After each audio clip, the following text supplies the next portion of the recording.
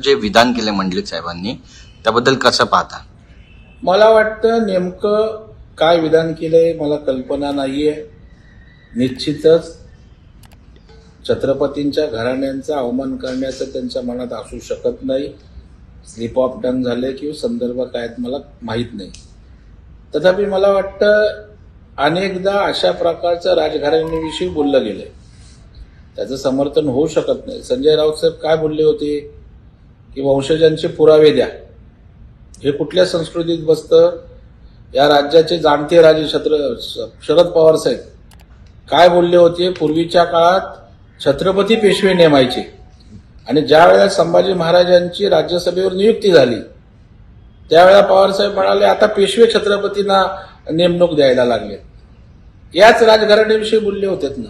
त्याच्यामुळे मला वाटतं अशा प्रकारचं आता निवडणूक आले म्हणून भावनिक वातावरण करून मतदानात काय परावर्तित करता येते, काय रूपांतर करता येते का, हा केविलवाना प्रयत्न आहे.